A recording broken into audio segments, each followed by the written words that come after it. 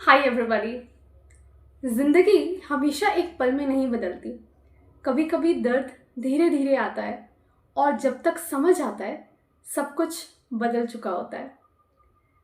My name is Diva Phariyar and I am a cancer fighter. यूँ तो मैं बहुत दिनों से सोच रही थी कि मैं यूट्यूब में वीडियोस डालना शुरू करूं, बट हमेशा ये रहता था कि मेरे पास अच्छा फ़ोन नहीं है, अच्छा बैकग्राउंड नहीं है, अच्छा लाइटनिंग नहीं है। बट ये सब को अब पीछे छोड़कर finally after convincing by my friends and my relatives, उन लोगों ने बहुत मुझे कन्विंस किया कि why don't you start sharing your journey which will inspire other people. तो finally I have decided to make videos on YouTube and I will share my symptoms, my diagnosis, my complete treatment with you all. आज भी मेरी तबीयत ठीक नहीं है, but मैंने सोचा कि कहीं ना कहीं से तो स्टार्ट करना पड़ेगा, क्योंकि आप अगर दिन भर आप बिस्तर पे लेटे रहो तो आपको और बीमार टाइप का फील होता है। तो मैंने सोचा कि क्यों ना आज इसे वीडियो बनाई जाए। तो मुझे बहुत एक रेयरेस्ट ऑफ रेयर टाइप का कैंसर है which is known as synovial sarcoma. अब ये जो साइनोवियल सार्कोमा है ये मेजॉरिटी यंग अडल्ट्स में पाया जाता है, और ये जिस तेज़ी से बढ़ रहा है हमें इसके बारे में पता होना चाहिए, इसका अर्ली डायग्नोसिस, इसका सिम्टम क्या है, क्योंकि लोगों को इसके बारे में पता ही नहीं है। क्योंकि मैंने जितना भी रिसर्च किया है और जितने भी लोगों से मैंने मिला है, मतलब बहुत ही कम पेशेंट्स हैं साइनोवियल सार्कोमा से जो सफ़र कर रहे हैं, जो डायग्नोज हुए इंडिया में। मेजॉरिटी मीन्स 15-20 पेशेंट्स ही होंगे। तो ये साइनोवियल सार्कोमा एक ऐसा कैंसर है जो सॉरी जो आपके बॉडी के टिश्यू में होता है ना। वो कैंसर सेल्स आपके टिश्यू में पाया जाता है, और ये मेजॉरिटी आपके किस पार्ट पे अफेक्ट करता है, ये आपकी जॉइंट्स पे अफेक्ट करेगा, या आपके शोल्डर, नीज, हैंड, आर्म्स, इस पे अफेक्ट करता है। तो मेरी जो फर्स्ट डायग्नोसिस हुई थी वो मुझे नेक के रीजन में पाया गया था। तो इसका सिम्टम क्या होता है? सिम्टम जैसे अलग अलग तरीके का पेन होता है, किन्हीं लोगों को ब्लू मार्क हो जाते हैं शरीर में, बट मुझे एक्सेसिव पेन होता था जब मैं अपनी लॉ की पढ़ाई कर रही थी। तो जब मैं थर्ड ईयर में थी, अपने थर्ड या फोर्थ ईयर में थी 2018 में, तो मुझे बहुत ही ज़्यादा शोल्डर पेन होता था। तो मैं सोचती थी कि शायद बैठने की पोस्चर की वजह से मुझे ये पेन हो रहा है, और धीरे धीरे मतलब मैंने ये पेन को थोड़ा इग्नोर करना शुरुआत में स्टार्ट कर दिया। बट जैसे जैसे ये पेन बढ़ता गया मैंने डॉक्टर को दिखाना चालू किया। सबसे पहले लोग एलोपैथिक के पास ही जाते हैं, तो मैंने एलोपैथिक डॉक्टर को दिखाया। डॉक्टर ने बोला एक MRI कर लेते हैं, बट MRI में कुछ ऐसा क्लियर नहीं था, कुछ रिपोर्ट्स कुछ क्लियर नहीं था, कुछ नहीं आया रिपोर्ट्स में, रिपोर्ट्स वर नॉर्मल। तो डॉक्टर ने बोला हो सकता है कि आपका मसल का कुछ इशू, आपको सर्वाइकल का प्रॉब्लम होगा, अपना पोस्चर ठीक कीजिए। फिर कुछ दवाइयाँ उन्होंने दी, पेन किलर्स दिया। पेन किलर्स मैंने कुछ टाइम तक लिया, मैंने कुछ एक्सरसाइजेस भी किया, फिजियोथेरेपी भी हुआ मेरा, बट इन सभी चीज़ों से मुझे रिलीफ नहीं मिल रही थी। एक टेम्परेरी पीरियड तक जो पेन किलर्स थे वो काम करते थे, और फिर मुझे वापस से वही पेन स्टार्ट हो जाता था और भी सीवियर कंडीशन में। फिर मैंने एलोपैथिक तो मैं दिखा चुकी थी, आयुर्वेदिक में मैं गई, आयुर्वेदिक से भी मुझे रिलीफ नहीं मिला। मतलब मैंने एक्यूपंक्चर भी कराया, बट वो पेन बढ़ता ही जा रहा था। और सिंस मेरी थोड़ी I come from a broken family which I will discuss this later on my next video, तो I was facing this all alone. मैं जब मुझे 2018 में मुझे ये पेन होना स्टार्ट हुआ, तो मेरे रिलेटिव्स मेरा केयर टेक करते थे, मेरा ध्यान रखते थे, मेरा जो भी एक्सपेंस था वही मैनेज करते थे। तो मैंने उनको बताया कि मुझे बहुत ज़्यादा पेन हो रहा है, and that pain was unbearable. ये काफ़ी 2 साल हो गया, मतलब 2020 में the world was fighting with Covid. तब ये पेन इतना ज़्यादा बढ़ गया था कि मुझसे अब मतलब बर्दाश्त के बाहर था वो पेन। तो फिर मेरे जो रिलेटिव थे, मेरे मामा ने बोला कि मैं एक अच्छे डॉक्टर के पास तुमको ले जाता हूँ। फिर वहाँ पे पता चला कि ईदर आई हैव कैंसर और ट्यूबरकुलोसिस। और जैसे ही डॉक्टर ने ये 2 शब्द बोला, मेरे तो भाई होश उड़ गए थे। मतलब मुझे ऐसा लग रहा था कि शायद ये डॉक्टर पागल है, कुछ भी बोल रहे हैं, क्योंकि अपन के दिमाग में ऐसा रहता है कि जो लोग टोबैको कंज्यूम कर रहे हैं, अल्कोहल कंज्यूम कर रहे हैं, उनको ही शायद कैंसर हो सकता है। बट माय डियर फ्रेंड्स, ऐसा कुछ भी नहीं है। अगर आप रोड में, अगर आप केयरफुली आप ड्राइव कर रहे हो तो भी आपकी एक्सीडेंट हो सकती है। ठीक उसी तरह हमारी बॉडी है, अगर हम अपनी बॉडी को हेल्दी भी रख रहे हैं तो कुछ ना कुछ ऐसी चीज़ें होती हमारी लाइफ में जो आगे जा कर के आपको अफेक्ट करते हैं। जैसे आपके ट्रॉमास हो गए, आपका इतना ज़्यादा टेंशन लेना, स्ट्रेस लेना, anxiety, this can also lead to cancer.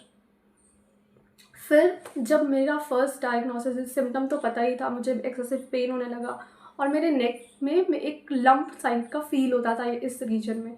This is my first surgery mark. तो मेरी बायोप्सी हुई। बायोप्सी में ये पता चला कि I have a rarest of rare cancer, synovial sarcoma, और वो भी सेकेंड स्टेज में था। तो मुझे डिटेक्ट ही होने में 2 साल लग गए। कुछ कैंसर्स ऐसे होते हैं जो डिटेक्ट ही नहीं हो पाते हैं, और कुछ कैंसर ऐसे होते हैं जो सिम्टम देते हैं बट हम उनको इग्नोर करते हैं। तो ऐसे सिम्टम्स को आप इग्नोर मत कीजिए। सिम्टम्स जैसे अल्सर्स होते हैं, है ना, मुंह पे अल्सर का हो जाना, अगर बहुत ही परसिस्टेंट लेवल तक रह रहा है, परमानेंट लेवल तक आपका रह रहा है, तो आप उसको इग्नोर मत कीजिए। दूसरी चीज़, बॉडी में स्कार, नीला पड़ जाता है ना शरीर, ये भी एक साइन होता है कैंसर का। फिर और भी बहुत सारे साइन होते हैं, जैसे ब्रेस्ट कैंसर में निप्पल से ब्लड आने लगता है। तो ये सारी चीज़ें आप इग्नोर मत कीजिए, इनको जितना भी अर्लीस्ट पॉसिबल वे में आप जांच करा सकते हैं। और हर साल अपनी, इधर आपको कुछ बीमारी है या नहीं है, आप ऐसा एक मतलब मोटो लेकर के चलिए कि मुझे साल में एक बार तो चेकअप कराना ही कराना है। तो मेरे सिम्टम्स हो गए। जब मेरा डायग्नोसिस हुआ, मुझे पता चला कि जब कैंसर है, तो मुझे सबसे बड़ा टेंशन ये था कि कैंसर जैसे बीमारी से लड़ने के लिए पैसे बहुत लगते हैं, और मैं अपने रिलेटिव्स पे बर्डन नहीं बनना चाहती थी। ऑलरेडी उन लोगों ने मेरे लिए बहुत किया था, तो आई वॉज़ वेरी वरीड कि अब पैसे कहाँ से आएंगे। जितना ज़्यादा इस बीमारी से लड़ने की टेंशन थी मुझे, जितना स्ट्रेस था, उससे कई ज़्यादा स्ट्रेस ये था कि अब पैसे कहाँ से आएंगे। तो one of my friend advise me to go through crowd funding. तो मैं बिल्कुल ही श्योर नहीं थी कि क्राउड फंडिंग से कितना पैसा आएगा भी या नहीं, या मेरी इलाज भी हो पाएगी ठीक से या नहीं। बट जैसे ही मैंने क्राउड फंडिंग में अपना अकाउंट डाला, मैंने अपने मेडिकल रिपोर्ट सबमिट किए, मुझे उसी दिन ही 2 घंटे के अंदर 80,000 रुपीज़ कलेक्ट हुए थे, जिसे देखकर मैं इतनी ज़्यादा खुश हुई थी। और मुझे अंदर से एक हिम्मत मिली कि लोग अगर चाहते हैं कि मैं जीतूँ, मैं लड़ूँ, तो मैं क्यों पीछे हटूँ। अब लोग मेरी मदद कर रहे हैं, अब मुझे हिम्मत बनाना पड़ेगा, मुझे इन लोगों के लिए लड़ना है। तो जैसे ही मेरी ट्रीटमेंट स्टार्ट हुई, मेरा फाइनल ईयर का एग्ज़ाम्स भी था। मेरा फाइनल ईयर का एग्ज़ाम्स डिले हो गया था कोविड की वजह से। तो मैंने पहले अपना एग्ज़ाम्स दिया। एग्ज़ाम्स के बाद मेरी कीमो होने वाली थी, और कीमो मतलब मुझे कुछ पता नहीं था, बस मुझे इतना पता था कि कीमो बहुत पेनफुल होता है। मुझे ये भी नहीं पता था कि कैसे होगा, क्या होगा। जब मेरा फर्स्ट साइकिल था कीमो का, तब डॉक्टर ने मुझे बोल दिया था कि अपने हेयर को थोड़ा आप शॉर्ट कर लेना, ताकि एक बार में बाल निकले तो आपको स्ट्रेस ना हो ज़्यादा, आपको ट्रॉमा ना लगे, क्योंकि हर एक लड़कियों के लिए बहुत इम्पॉर्टेंट होते हैं बाल, बहुत ज़्यादा इम्पॉर्टेंट होते हैं। तो मैंने अपने बाल को, मेरी मासी ने मेरा बाल बॉयकट कर दिया, और लिटरली मैं नहीं रोई थी। मुझे बिल्कुल अच्छा लग रहा था, क्योंकि मैं इतनी बार टकली हो चुकी हूँ ना कि मुझे सच में उतना ज़्यादा फ़र्क नहीं पड़ा था। तो जब मैं बॉयकट मेरे बाल हो गए, तब मेरा फर्स्ट साइकिल था, और मेरे 2 ही साइकिल होने वाले थे बस। फर्स्ट साइकिल में उसके जो साइड इफ़ेक्ट हुए हैं, it was really really painful. मैं दिन भर हॉस्पिटल में सोई रहती थी, 8 घंटे 12 घंटे कीमो चल रहा है। और कीमो बेसिकली क्या होता है, सलाइन जैसा आपके बॉडी में चढ़ता है।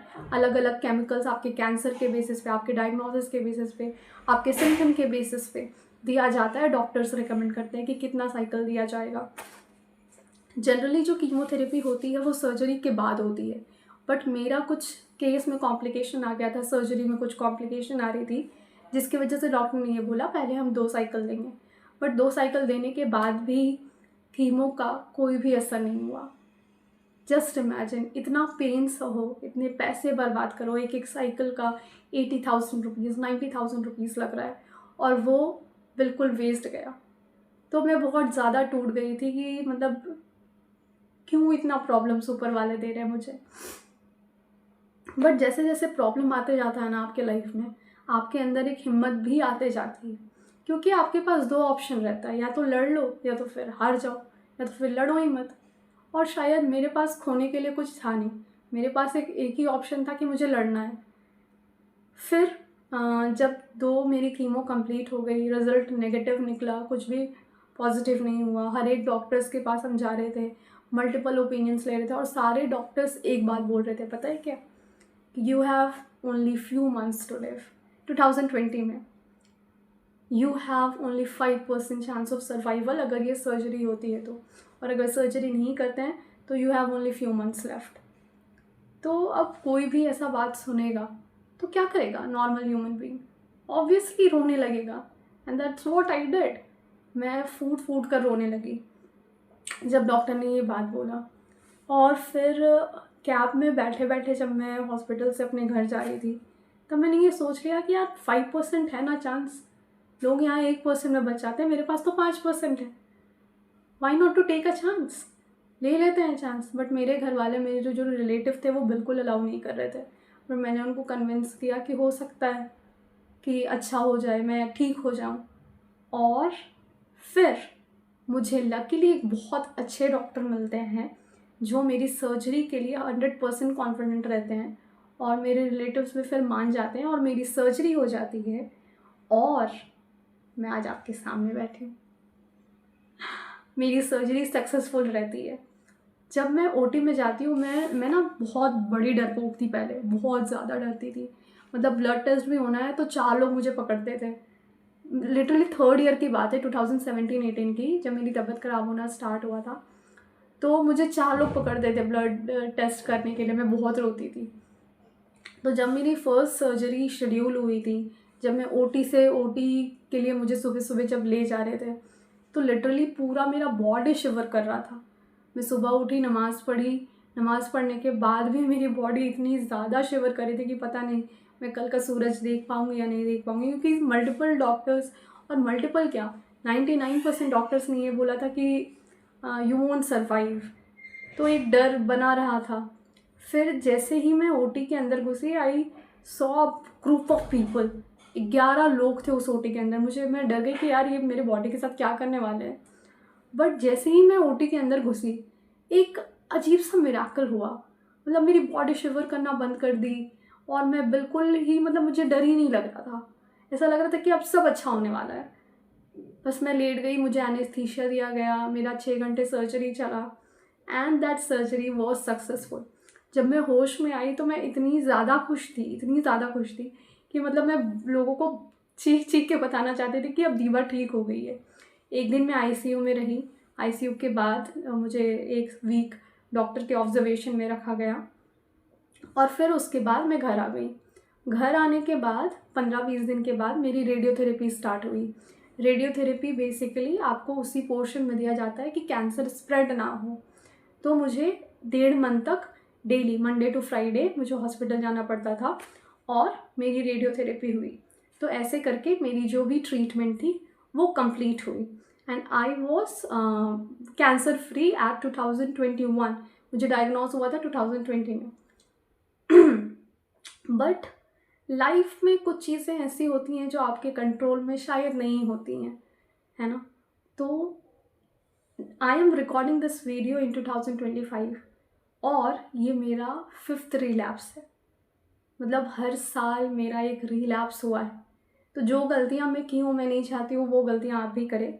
मैं मल्टीपल वीडियोस बनाऊँगी अपने 2nd रिलैप्स पे, 3rd रिलैप्स पे, है ना। और मैं बताऊँगी आपको कि कैसे I face the cancer with my support of my friends who are my family. वो मेरे फैमिली हैं। मेरे फैमिली तो मेरे साथ है नहीं, वो मेरा साथ नहीं दी, बट मेरे फ्रेंड्स मुझे अपने घर वालों के जैसे मानते हैं। उन्होंने जितना मेरे लिए किया है, शायद इस दुनिया में और कोई नहीं कर सकता है उनके जैसा। तो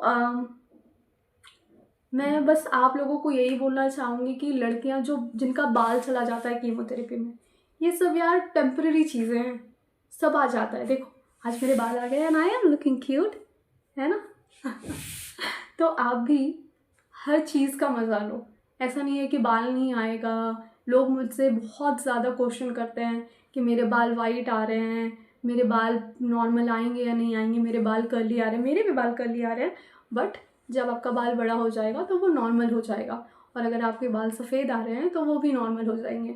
थोड़े दिन तक इसका साइड इफ़ेक्ट रहता है कीमो का, बट फिर आप एक नॉर्मल लाइफ जी सकते हो। और ऐसा बिल्कुल भी नहीं है कि कैंसर से हर इंसान मरता है, ऐसा नहीं है। मेरे कैंसर में सर्वाइवल रेट 5 साल होता है, बट मैंने 5 साल भी सर्वाइव कर लिया है guys. It's a huge thing, है ना। तो अगर मैं कर सकती हूँ तो आप क्यों नहीं कर सकते हो? आप भी कर सकते हो। तो मैं आप लोगों से बस इतना कहना चाहती हूँ कि मैं मानती हूँ कि वक्त सता रहा है, बट ये वक्त ना बहुत कुछ सिखाता है। और पर्सनली मुझे हर दर्द ने बहुत कुछ सिखाया है।